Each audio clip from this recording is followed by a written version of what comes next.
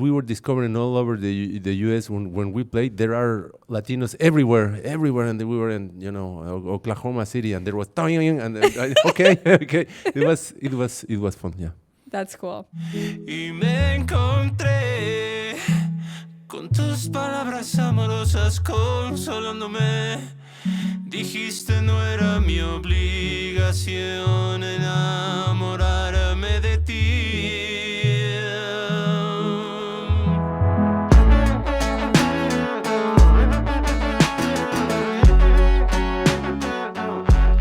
Jaime, thank you so much for joining me here on LAist. No, please, it's a pleasure. Thank you. Okay, so I want to ask you first, do you remember your first time here in Los Angeles? Yes. What was it like? It was funny because, I had a trip with my family. It should be like it would be like probably 1981. We were traveling from Mexico City, driving. My You drove? parents. No, yeah. Wow. Yeah. I have me, 2 brothers and a sister, and driving with how do you call it in English? Like you had the car, and then at the back you have a small house with like a trailer or like a trailer. Yeah. Like a trailer, a small one. So we made a trip from Mexico City to Ciudad Juárez, then we cross it to El Paso, and then we drive from El Paso to California. Wow, that's epic. Yeah, and San Diego, and then LA, and we came, of course, for the whole Disneyland and stuff thing. Yeah. And that was my first trip. But then the next one, which I can in a way it was the first one in my adult life. It was funny. I was remembering that I don't wanna made a mistake, but it was September the 1st in 1991. So it was pretty much 91 to like 34 years ago. Exactly the same day. I arrived yesterday here. Wow. 34 years ago to start mixing with Gustavo Santaolalla, the first Café Tacvba's album. So you mixed it here in LA. Yeah. Wow. So Gustavo Santaolalla, for those who don't know, is a legendary music producer. He's Argentinian. I'm an Argentinian in LA, so I love him. Yeah, he's a very LA also. Yeah, I love that. Guy, yeah. But he he had you come here to mix the album. Yes. He and with his partner Aníbal Kerpel, they lived in LA, and Do you they remember worked. what part of LA? Do you remember what part Echo of LA? Park. Okay, cool. Echo Park and Silver Lake, yeah. When I remember, it was like another. It was more like a Latin neighbor, which is still, but it has changed. All over quite a bit, all over the world, yeah. Yeah. But yes, they live here, but he started producing bands in Latin America. Very successful results artistically, and then we start working with him in '91, and then we made the process of recording the album in Mexico City, and then he says, probably you should come to mix the album because we're gonna do it with this guy, incredible mixer, Tony Peluso, which he's a very important part of those first albums as an engineer. And then I arrived here, and I remember perfectly. I arrived to the airport, and then how long it is that the guy who came to pick up to the airport was Gustavo in his car Himself. Hey, at the airport. It's like today is like impossible. He driving himself from the airport, and then from the airport we went straight to the studio to start mixing the first song of the album. Wow. So it has happened 34 years exactly yesterday that I arrived in LA. Yeah. So since then my relation with this city it's more than important. It's quite my second city, I can tell. Yeah. Wow. And what was your impression of LA at the time? I remember I remember with Gustavo at his art, and then I was noticing the pavement on the freeway. Like, oh my God, this is like so straight, and there is no holes, and it's fantastic. It was yeah, it was first world for me. It was like, oh, I can't believe this is true, and you know, and the lights and everything, and on the crossing points and everything. It was, oh, this is so, you know, so it is existing really. Like I came from Mexico City, which is a chaotic city. I mean, an amazing but a very chaotic. And it's funny because people here would say LA is a chaotic city.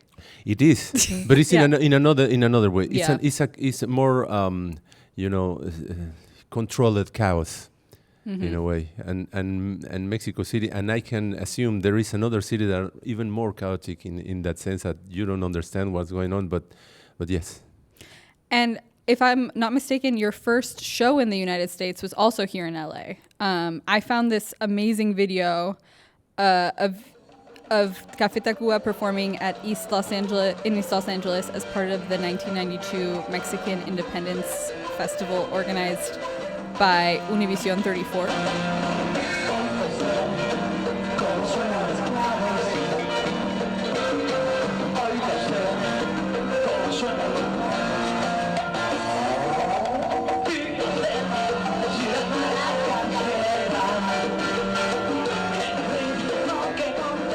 We had this television environment to perform, and we took all, you know, the opportunities that we had to came and stuff.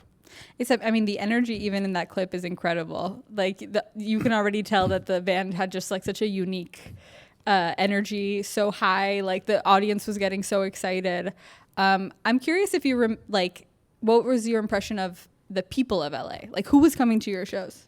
Yeah, we knew there was a connection. There was people that was looking after connect with some kind of sort of culture that wasn't that they were that they had in its blood, like in its DNA, like and they were looking for something that kind of represents them, and they found in the band and some other artists that when we came that we bring a little piece of, you know, of their heritage and their roots and their families, and they just came to, you know, to have fun, and it was like a gathering moment for a culture, and we were just like the soundtrack of a party, and they were completely mad. I mean, they were like crazy, like they were really joining to being together, and we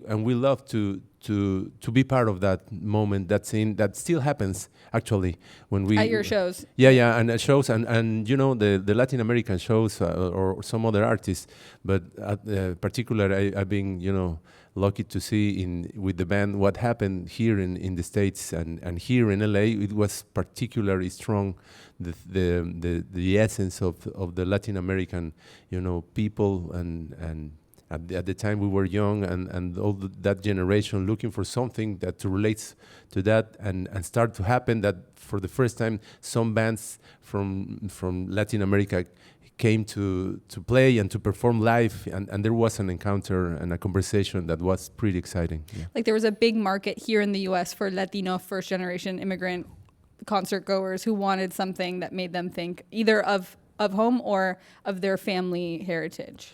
Yeah, because I do believe that even if there was some artists coming from Latin America, there was this not like young rock, at least, movement or you know, traditional, whatever genre was, but that we have the chance to perform to them and to bring some music and some, you know, we had a lot of friends, and then after we play, we had, you know, meet with the people, and it was, I remember something. We were discovering something at the moment.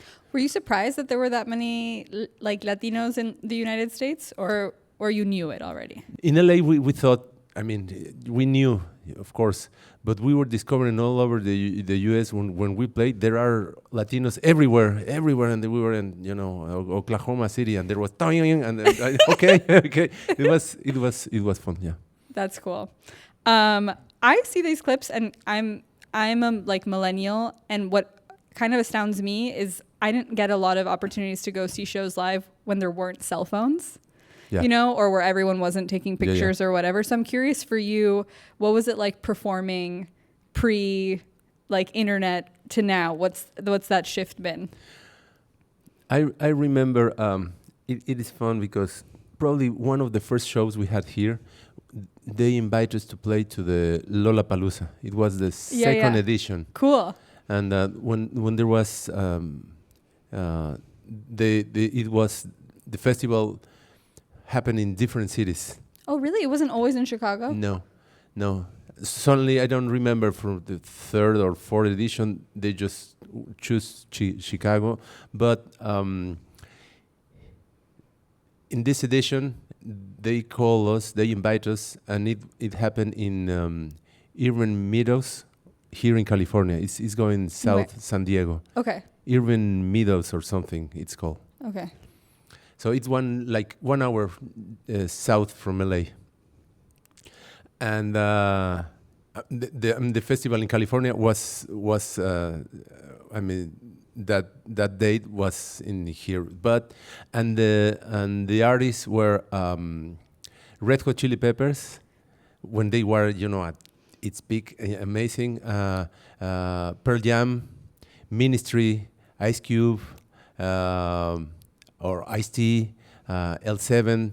There was tons of incredible bands at the moment that they were like pretty big, and so we came to the festival, invited, and we said, we want to perform with and learning what is a festival.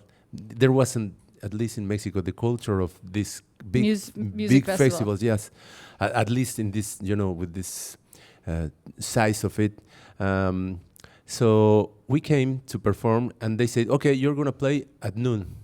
It's your schedule. You're going to play in this stage and whatever. So yes, we prepare and everything.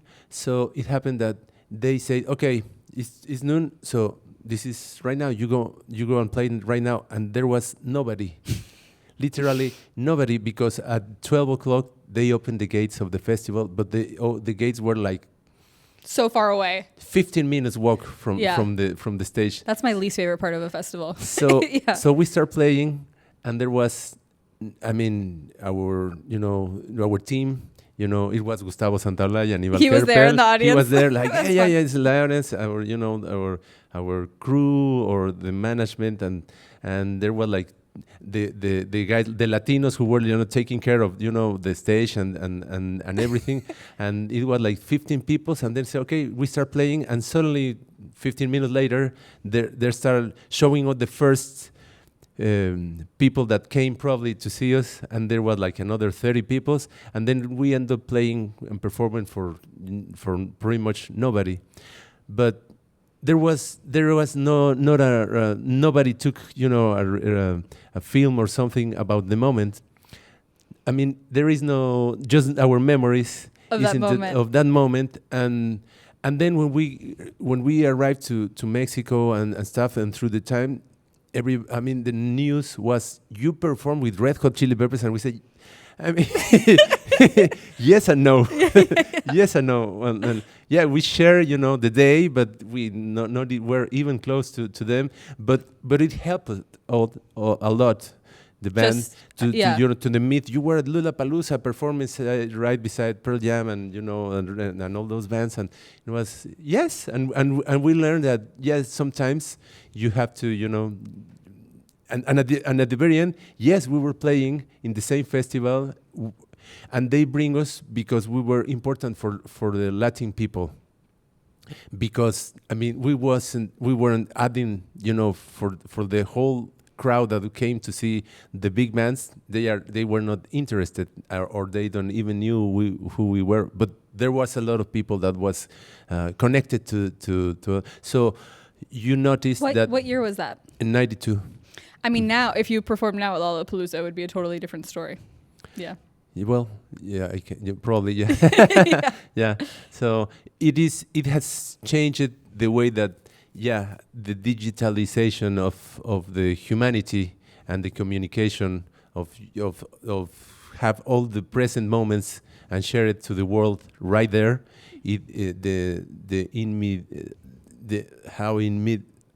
well, it's in English immediately.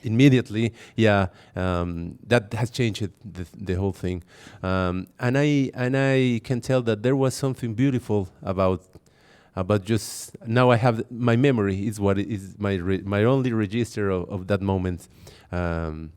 And it's something incredible that you can catch the present moment also the whole time, but you just miss a lot of the present moment just thinking about to grab something for the future. One of the things that Café Tacvba has become known for is its fluidity across genres, musical genres. We here at LAist, I was telling you about this a little bit earlier, have a Slack channel. It's like how we send messages internally just for the Latinos who work in the office. Shout out to the Cafecito crew, that's their name. And I told them that you were coming, and like I said, they were so excited. And I asked if they had questions. And so this is a question brought from Bianca Ramirez, who is our incredible director of operations. And she asks, she says, I love how the band unapologetically defies genres. Can you walk us through that creative process of coming up with songs, the style, the rhythms, the lyrics, etc.? Was that blending of genres intentional from the start, or was that a progression in how you came to write music together? No, it was from the start. It was what happened, and I am so thankful about it, about my partners, my mates in the band, that they helped me also, and we as a team. But we discovered that in a moment of looking pretty strongly to the outside of the influences and the bands that we loved, or the artists that came from the Anglo music scene, call it rock or dance or electronic or whatever, that we shift into a little bit more of perspective and said, yes, that's important, but this is important also, our culture. We were, everybody in our countries, or Latin American countries, we are pretty influenced by everyday's expression of whatever, of energy in the city, of food, or the way you relate to people, but of course music, and we have tons of different genres around, from boleros or cumbia or música norteña, what was called right now more música regional, or tumbados right now. Mm-hmm. But there's something cultural that affects you and creates you and shapes you as a person. So we said we have to translate what we are, and if we try to do something that is more close to an American or an European band, and suddenly start sounding like a pretty bolero thing, and okay, just leave it, don't fight with it. And then suddenly we said, oh, let's use that also with everything we have, all the tools we have around. So it's more rich in a way, that you have more ingredients to create a dish, or that you just narrow it to something, and that helps us to be more free in our creative process, and just leave it to what it was happening. And if it just result that some song was more closer to ministry, yes, it is fine. But at the same time, we have something more close to Los Tigres del Norte, it was fine again, and we feel pretty comfortable. And we noticed that there was something that the people around was also having this conversation of of identity. We were looking for an actual, in that moment, identity. What really was? We were Mexico citizens. Trying to translate our culture. What was that?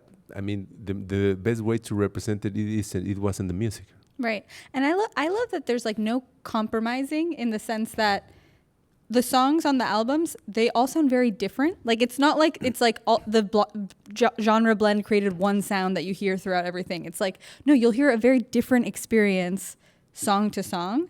And that non-compromising, it reminds me of what you were saying about like Latinos here in the US, is being like, we love rock and we love music from our home country, and we don't have to explain it, and it can be cool also, which I think is cool. Yeah, I don't know. I love that about it. And what happened is that when we were doing this, Gustavo Santaolalla saw that and said, that's what it is. I mean, we have to really represent that and amplify that message artistically. And he took us, to explore a little bit more on that path. Amazing.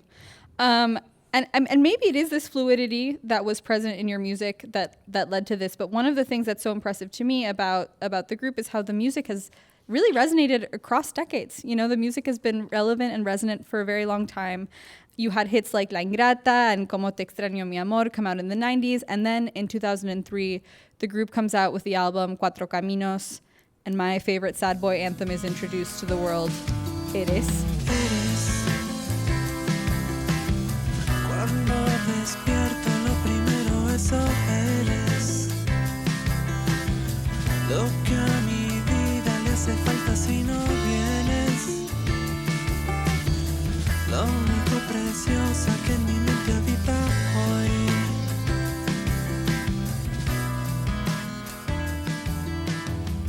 Yeah, like one of my clearest memories from middle school is going to visit my grandparents in Mexico City, and they had the music video for Eres on like 30 times a day or something. I remember I watched it so many times, and that's when I first heard the song also. But I feel like that music video was also really iconic. So I'm curious if you could tell us how the music video came to be.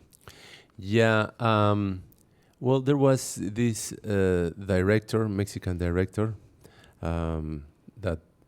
that he bring the idea. I mean, he says, I think I have a history that I would like to test it in the video. Yeah, could you describe the video for those who haven't seen it? Well, it's in a secundaria, which will be more like a high school. Like a high school, yeah. And there is this room with the students, and and there is this girl and this boy that seems like they are starting, liking each other, but he started looking at her, and he makes some drawing in his notebook. But when he's drawing in his notebook, he's painting the room at the same time, the school, and it's like a very poetic moment in a public school of a boy and a kid. But in the way he is related to her, it's about writing notes, drawing it, and they start showing it in the walls and stuff. So it's a pretty clever and nice way of represent it, and it really connects with the essence of the song and with the audience. It really helped, to open a little bit more of what the song and the band was at the moment, the stage we were, and how it just bring us to a more audience because of that. Yeah, I mean, that song I also associate with like right before, like I feel like emo culture became very big. I remember like lots of like swoopy bangs and people like really in their feelings. And I'm like curious, if growing up, were you like a very like shy romantic boy? I don't know. I was. I mean, I am still, but I was pretty shy. Yeah. And was music a way for you to feel like you had a space to express more of your feelings? What I learned is that music and songwriting has helped me to relate to the outside and to the. I mean. With some fans and stuff that come and says, that song that really helped me at that moment, or I had it for this experience, and when the people is singing it, I said, oh, this is the conversation. This is what makes me feel that I am connected to the world in a way. I mean, I am connected, or we are connected in different worlds or different moments or ways. But for sure, it has shown me that I can be more, safe and and happy and in peace with myself, as long as I can translate something creatively, and then sometimes those pieces resonates from into the outside, and that yeah gives me a way of talk. Yeah. Another question from Bianca from the Cafecito crew. She says, you recently surprised fans by singing Eres al estilo corrido tumbado.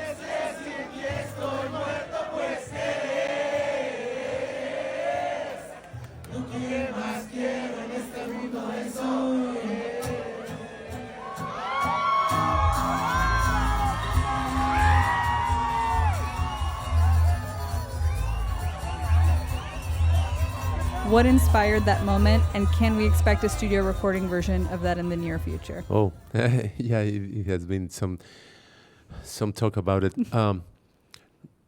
I am now presenting or this solo project because of in a moment some songs shows up and they invite me to this. Is what my translation is to do something with them. And now I said, okay, if it has to be like a solo project, let's put it together, and so I am into that right now. One of the recent songs, which is the fourth single of the project, it is called Eres, which is a song that had to do in the genre more northern Mexico music, norteño or kind of música regional mexicana, and it's now that the conversation about that genre in young generation is like tumbado genre, right? Mm-hmm. So there is this happening in Mexico that it's every week or every 2 weeks that they get together with two artists, and a very young artists, that they just come together and they just start playing corridos tumbados, and that, you know, more or less, but around that genre and energy. They just perform and play and sing songs, and they just come some artists to sing and stuff. And it's pretty interesting because it's like a music happening, but with audience that come to see in a place. It's pretty small. It's I've seen it. It's sort of like Tiny Desk. It has a similar energy where it's like a small set. No, but it's like but it's pretty, but it's like a party. Yeah. It's like a party. Shots fired at Tiny Desk. No, yeah. But yeah. Yes. It is like really tight. You know that the crowd is really there, and it's but it's whole the time. It's like a party, and it's like 5-6 hours performing. Okay. So no, it's not just like it's not like five songs. No. It's like a whole. No. It's like okay. They just start playing, and what's the name of the series? Los Guitarrazos. Okay, Los Guitarrazos. Los Guitarrazos, and you can follow in you know, they have the channels and everything, and it's pretty amazing because they call new artists, and pretty much, but sometimes they shows a big artist there, and they, you know, start like playing around.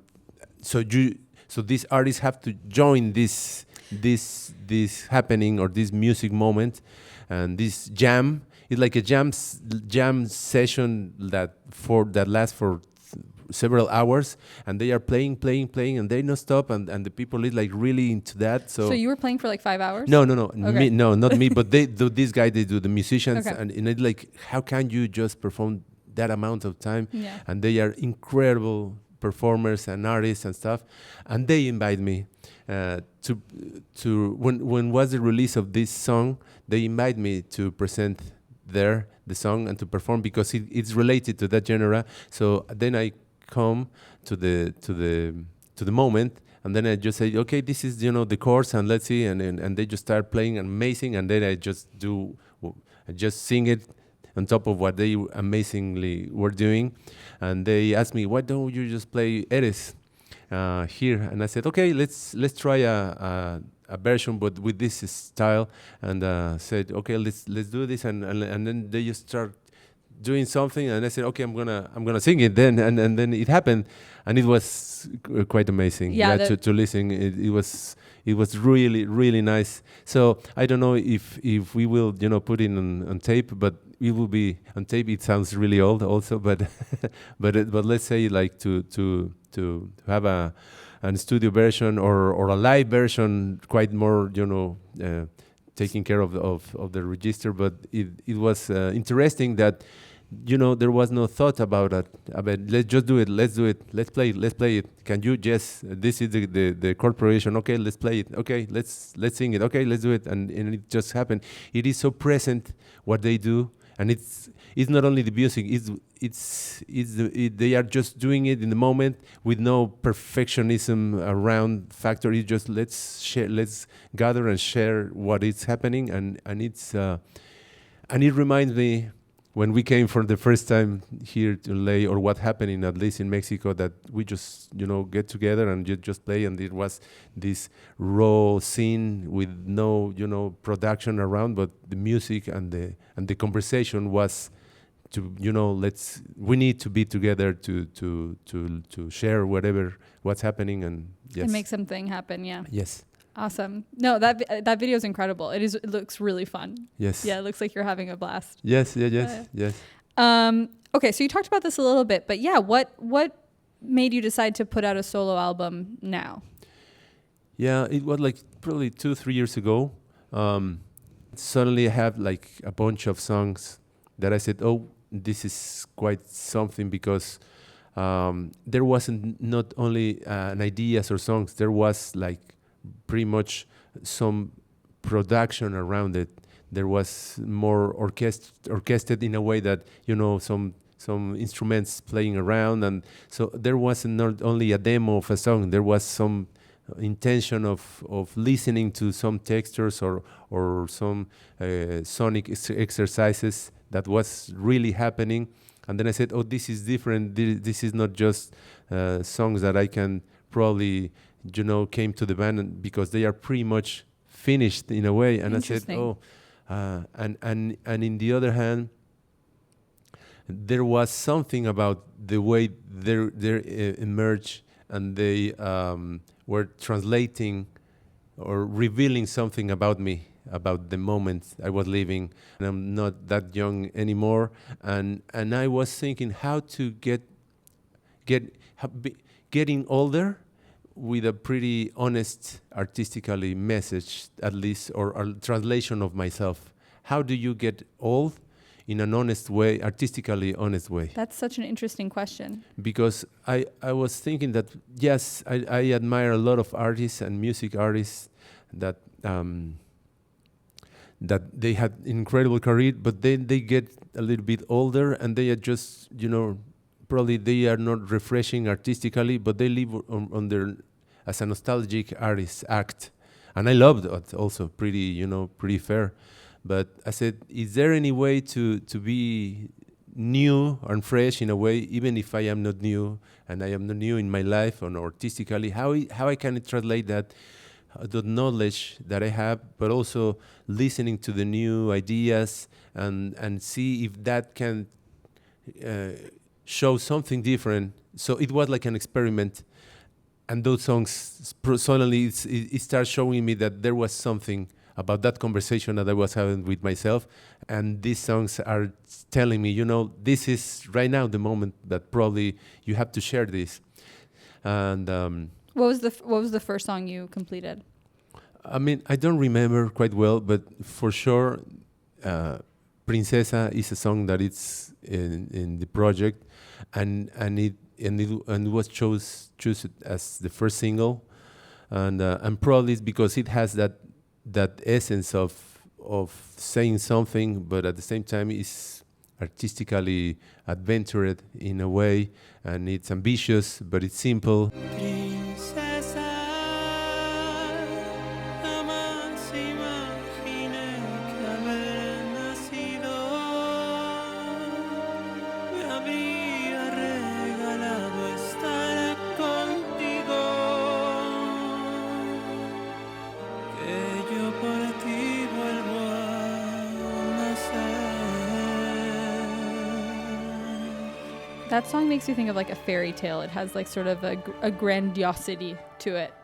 There's like, I don't know. I heard that you were very inspired by nature in this album. Yes. And I feel like I hear that in a lot of like this sort of like moments where you feel like it's like reflecting on awe with like a string section or like a looping string section. Yeah, I'm like curious like how nature impacted this album. Yeah, well, with the pandemic, me and my family moved to Valle de Bravo, which is a town like 2 hours from city, but in the middle of the mountains and the woods, and it's a pretty nature environment that I wasn't used to live.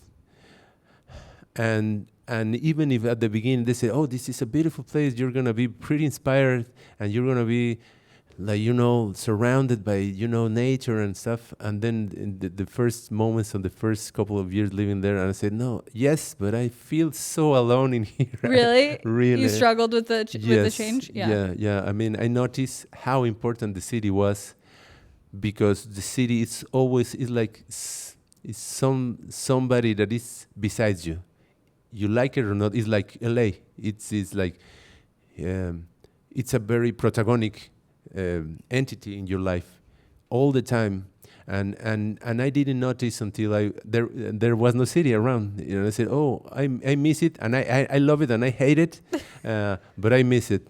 And at the same time, it shifts in a way that said, "Okay, but this is now my new environment," and it's showing me something. Showing me that I'm struggling with myself, and I didn't knew it was going to happen. That this beautiful environment is showing me that you can be alone by yourself, and probably you have to learn. And I mean, I was with my family, of course, and I wasn't alone at all. But the feeling was that what I miss, and I was missing the energy and the company of all the time, having the noise of the city and the dangers of the city and the beautiful things that happen and the creative and the opportunities in the city. And here it was like there is nothing but trees around and rain and mud and stuff.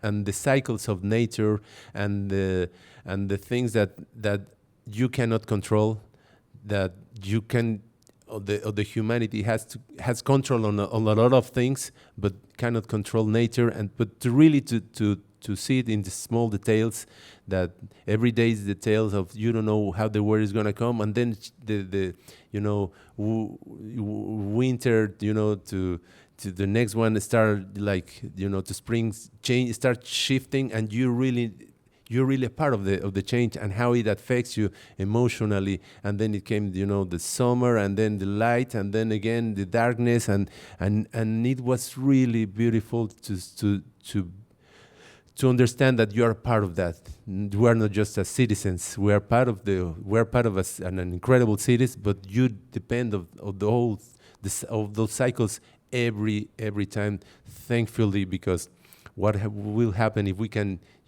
can control on top of that, and we cannot, and there is a strong knowledge and wisdom on that when you just rely on that and you relax and you put your your life into that, it's a way of rest also, and that suddenly, I don't know if the music probably was there already, but that helps me to find some strength that I didn't have in the past, to say, okay, this is the moment.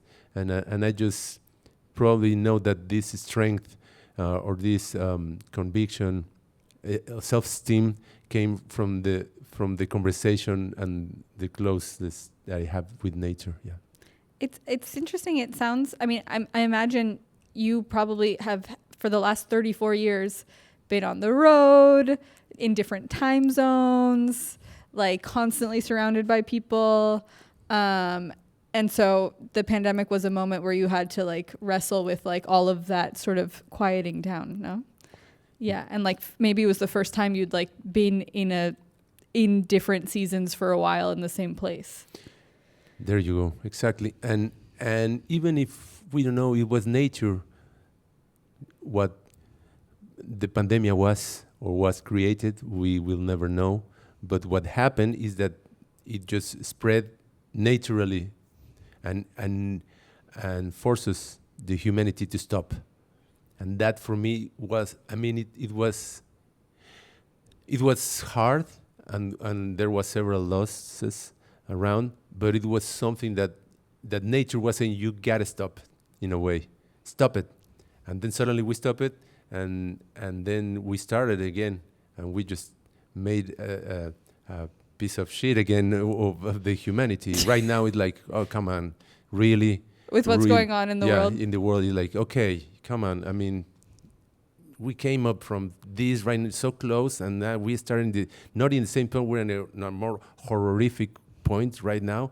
So what we learn from that? There gotta be something, and nature is like, again, calling something.